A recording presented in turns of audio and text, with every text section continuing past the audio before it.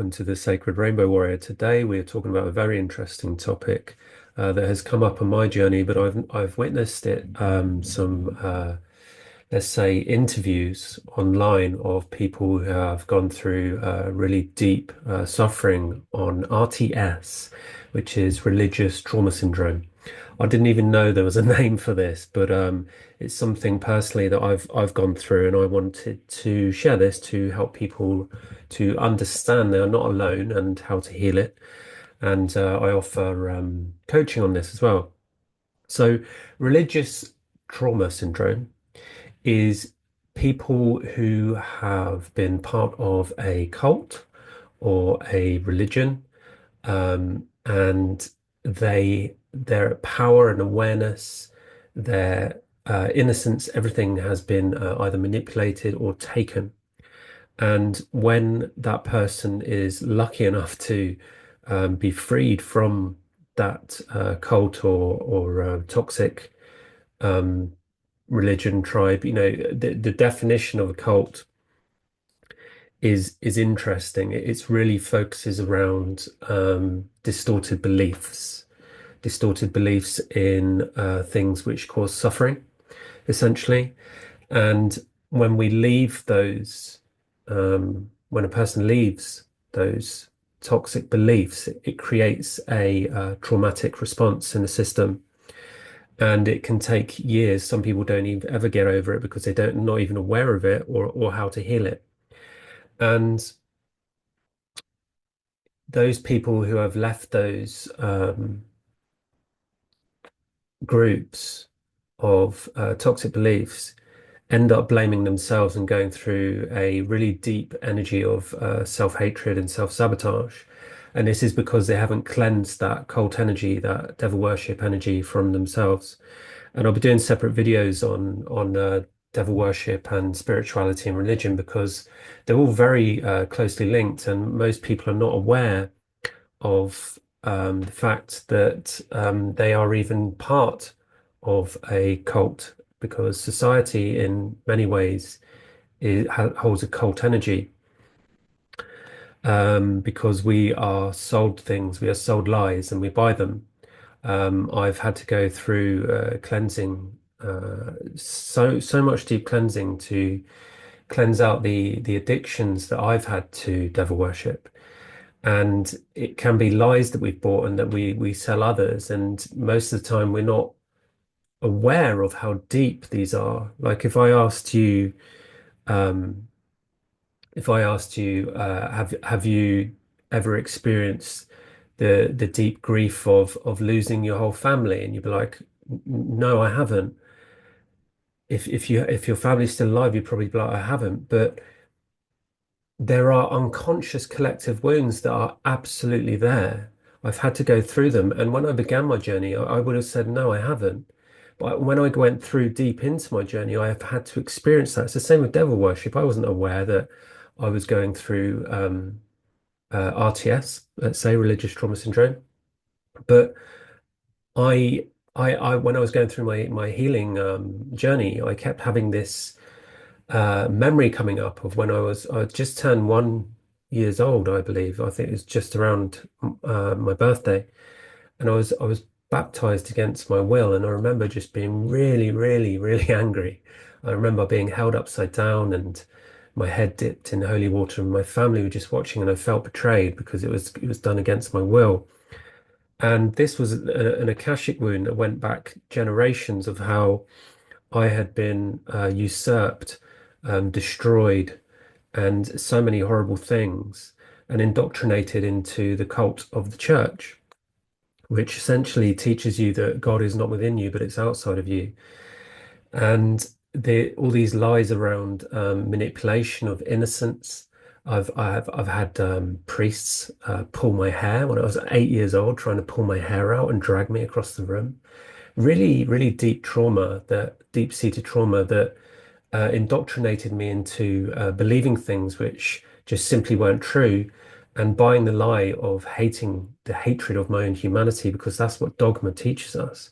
Because if you spell dogma backwards, it's I am God, am God.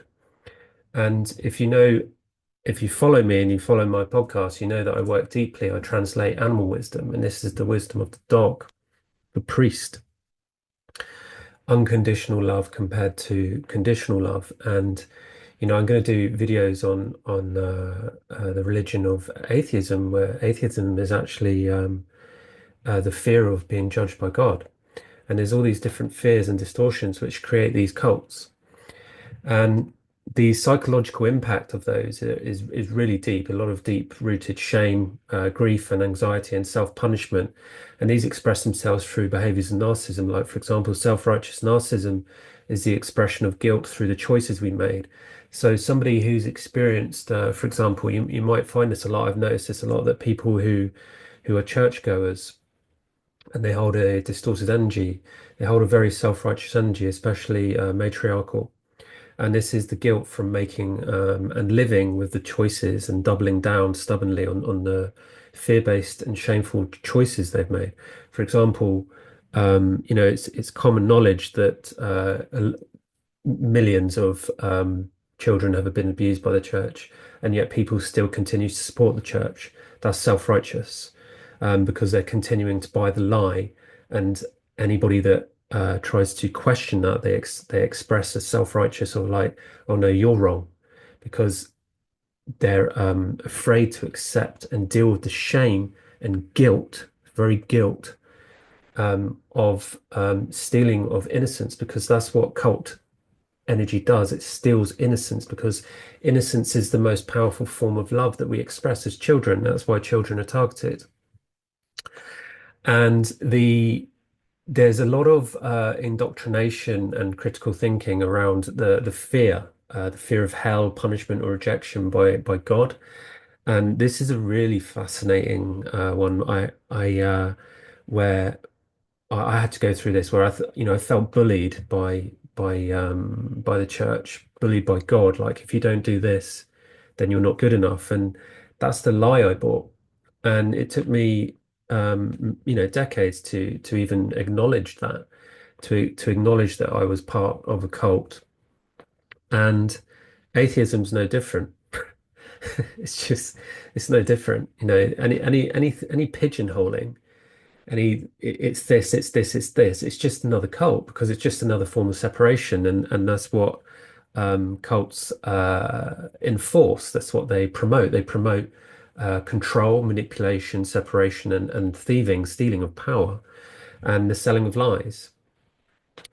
And the obviously the antidote is love, right? But how do you define that? How do you translate that? And that requires a deep conversation. That's why I offer coaching, because everybody's situation is completely different. Like, some of the stuff you hear in Hollywood is tragic and just horrible. And I don't think some of those people probably never recover from what they were manipulated into, giving up their children and sacrifice and stuff like that. So it's very dark. So I'm glad I'm filming this video during the day, because it makes me feel safer. But honestly, the the difficulty of holding your own vibration and your own identity, your own version of who you are, being truly who you are, in a religious cult, and I don't just mean the church. It can just be a cult of people, and most of the time it's not easily seen. Like, I've seen it in the spiritual community, and more often than not, it's an energy of jealousy which hurts people and stops people from leaving these cults. I not only was I in the cult of the church and the cult of society, but when I began my spiritual journey, I started working with people, and I didn't realize until I left those people. Luckily, they lived in another country, that they held a cult energy, and it was very Akashic. That's why I wasn't able to see it. And by leaving that group, I received a lot of mental, psychic, and emotional attacks for several years. It took me a very long time to even become aware of that and how to heal it. And I had to keep coming back to it and healing, doing a lot of soul retrievals. And I'm going to do a separate video on animal wisdom and devil worship, because there are certain animals that are used, such as the scapegoat. If If you work with tarot, the tarot card is a goat. The tarot of the devil, sorry, is a goat. And this is about addiction. And so we talk about addiction, the addiction to this cult energy, this devil worship. And it again, this is all about control and manipulation and the sabotage of your own divine purpose, your own divine path. Because if you're in a group of people, you don't share the same path. The maximum I've ever seen that is with a partner in a twin flame, divine union. You swear, you share, you share a divine purpose, but that doesn't mean that's the only thing you do. You have to come in your own energy. You have to be your own person. And religions and cults, distorted religions and cults don't offer that. They don't. It's not designed that. It's designed to make you give, give.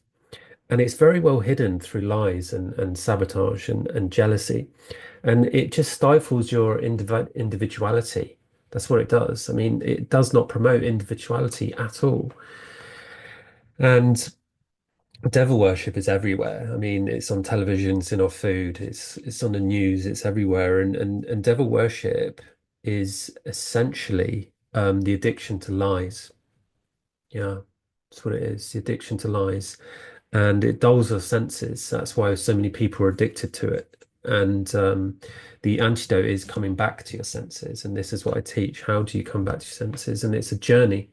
It's a journey of admission of guilt, acknowledgement, confession. You know, there's something that the church took and distorted is confession is a really important part of healing. To confess your shame, to confess your truth, your hidden truth, and to confess the lies that you've been buying. And it's very, very, very, very, very powerful form of healing. It's my go-to. And it's very difficult if you don't know how to do it. And you have to be held in sacred space in order to do it. And I do that. I did that every day for over 1,000 days with my partner, and it really helped us quantum leap past all the lies, to free ourselves, to come back to life, to learn who we are, to be who we are, to learn to laugh again is really powerful. Honestly, to learn to laugh again. If you look around in society, it's nothing like it was 20, 30 years ago, even 10 years ago. There's less color, there's less people laughing. There's people are too serious. There's everybody's trying to earn money in the same way. Everything is saturated, and this is the karmic translation of the end times, the apocalypse. You know, back when in Jesus' times there were floods, but the flood this time is more metaphysical. It's the flooding of the markets. It's the flooding of our televisions, the flooding of our minds, the flooding of our bodies. And, there are floods actually happening. Yeah, of course. But it's really about saturation, the saturation of the market, the saturation of everything to give us so much choice that it overwhelms our senses. That's what's happening, and it leads to devil worship because if your senses are overwhelmed, then you can't sense what is right. I know there's no such thing as right and wrong, but sense what is in alignment with your heart, with your soul, and your own journey. And society reinforces, sorry, those religious norms, those cult norms, those devil worships, yeah, especially outside of religious settings, because most people who have a animosity towards religion is because they don't understand they're part of one. Like people who call themselves atheists, that is a religion, believe it or not, and it exists from the fear of like I said earlier, it's the fear of being judged by God. And you might say, oh, that's nonsense. But again, it's a deeply unconscious wound. You can't just go, oh, yeah, that's true. Or, oh, no, I don't believe in that. It's a process of acceptance and taking the journey. It's like, oh, I heard that. That triggered something in me. If it triggered something in you, there's truth to it, which means something needs to be looked at. And I do a lot of work on triggers. I think triggers are one of the most powerful forms of healing. If you can confess and um, take responsibility for a trigger and look at it and understand it, it's so powerful. For example, if you have an addiction to alcohol, if you haven't had a drink and you have that craving, if you focus on that craving, and then I ask you, how do you feel in that moment? an emotion will come up. And then I say to you, what memory is linked to that emotion? And it may be deeply Akashic, so you may cast it away because it might give you a vision of, I don't know, something horrible from past life or something. Or it might just be something from your childhood. And so that addiction where you go, oh, I want a beer or I want a glass of wine or whatever, that will be linked to a traumatic memory. And the reason I'm talking about this is all of these addictions, these lies, are linked to religious trauma syndrome. It's not just localized to people who have been in a cult. Everybody is going through this. Again, this is deeply unconscious wounding I'm bringing up. And this is the kind of stuff that I've been healing with my partner because the healing journey doesn't really end. It doesn't really end. It just gets more fun. And it starts off very difficult because you have to trudge through all the muck and pull yourself out the mud. And you can't do it alone. You can't do any of this alone. I don't expect anyone to. And when I was dealing with this cult energy of these people that I met in the spiritual community, it's lucky that I had my partner because I don't think I could have dealt with that on my own. I don't know, I can't remember how many of them were, at least six, right? And when you have six pe people telepathically attacking you, and it's not their souls attacking you, it's this I don't know, I don't want to go into details about it because it's too dark, but let's just call it an egoic enforcement field, like a group field of egoic enforcement.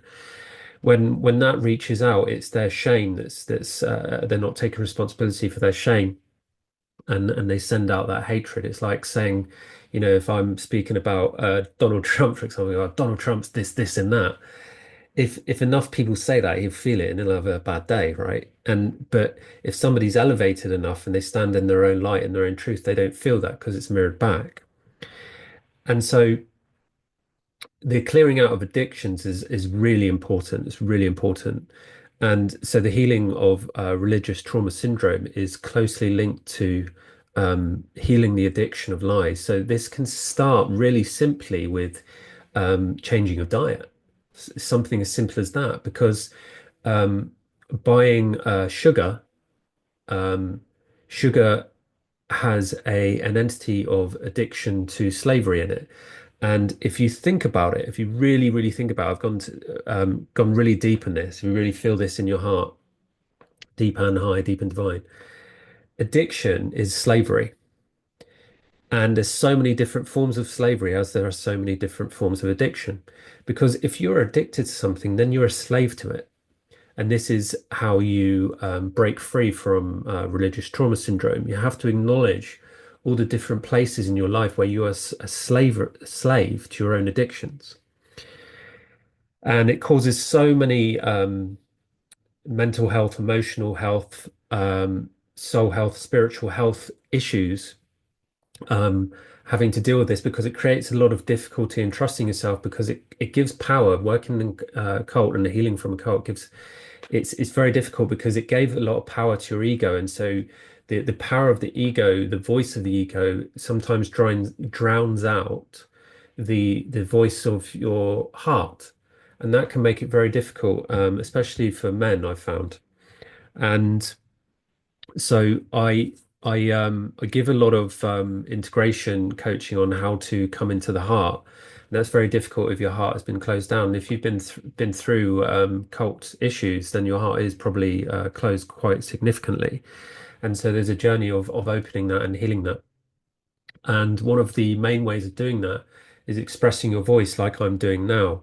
Now, if you look at the saturation of the internet at the moment, most of the videos on the internet about earning money, everybody's trying to earn money instead of trying to heal. And I know that's not the majority. There's a lot of people trying to heal. But what if everybody was trying to heal by sharing their voice, not through preaching, but by sharing what they're going through, sharing what they're healing? This is what I've been doing, sharing what I'm healing, and I've been sharing the wisdom around that, not the knowledge, the wisdom, the integrated knowledge. I'm not a preacher. I'm not saying this that you must do this or you must do that. And I'm not saying that religion is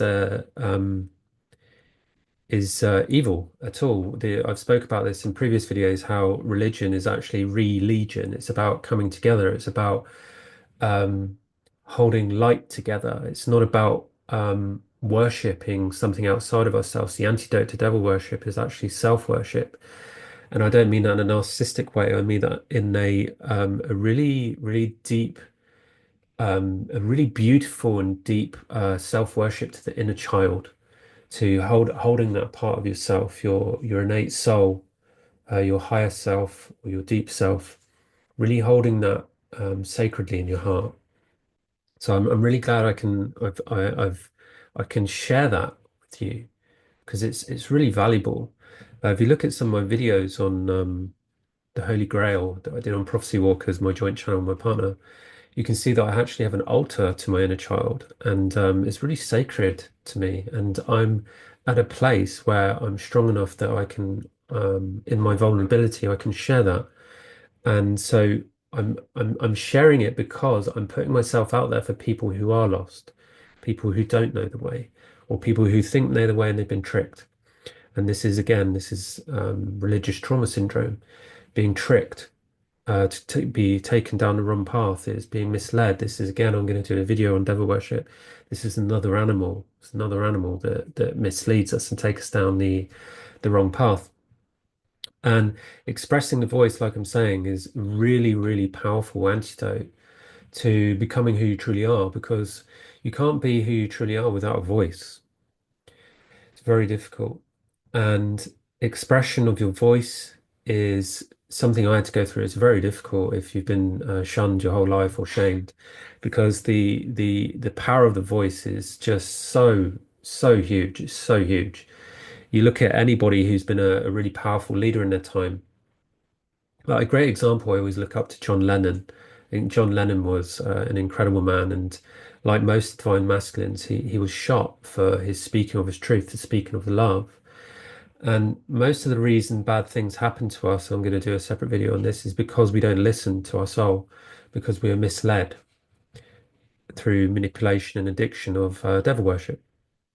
And the antidote isn't just all the reasons I've already given. There is the other main antidote of deprogramming, and deprogramming from fear, from shame, from guilt, from manipulation, from everything that is not love. There's a deprogramming process, and this is what I offer. I go through this deprogramming process, and it doesn't happen in any particular order because it works with the seasons, it works through the current energies, and it works with your own personal profile. So everybody's different, but the core of it is rebuilding your own identity, rebuilding your soulful path, your divine purpose. Most people haven't got a clue what the divine purpose is. I didn't until a couple of years ago, until I started working with animal wisdoms, because working with animals and the chakras, you can start to understand by building a profile of who you are and what you are. And I learned through my animal guides, and I offer free meditation, free spirit animal meditation, so you can discover your own animal guide in a link below on my website, and integration guidance on this. That when you work deeply with spirit animals, they guide you to your divine purpose, and it's so magnificent. It's so magnificent. Like I worked in finance for 18 years in card payments and festivals and stuff like that. And I hated it. It took so much out of me, and the journey of healing that is huge. And I remember when I first started healing it, I started laughing hysterically because I because I had a job. Like I thought I had a job. But when you realize and understand your divine purpose, it's not a job. It's a passion. It's a passion. And I know that everybody wants to live their passion, but at the moment, the market is saturated with everybody hustling, and it's just all about money. It's all about money, which is just another form of devil worship, because if you don't understand the truth of money, how it's a form and flow of love consciousness, then you're just grasping at something that is not real.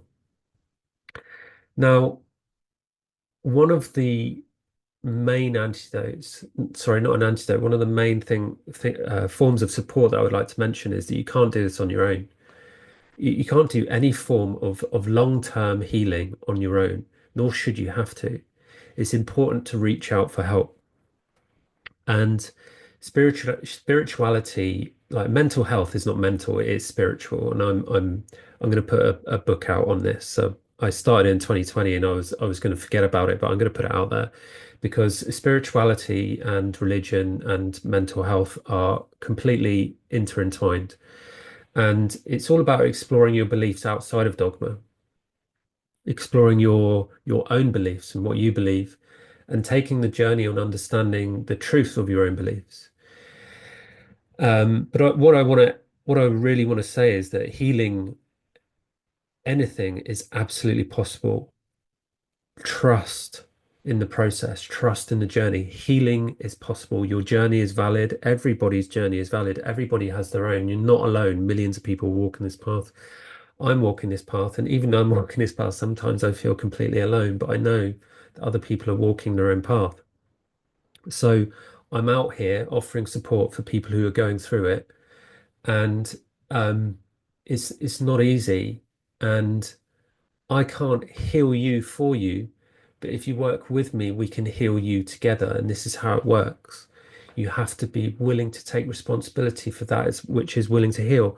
And it's all about sharing your voice. And even if you don't know how to share your voice, I can help with that.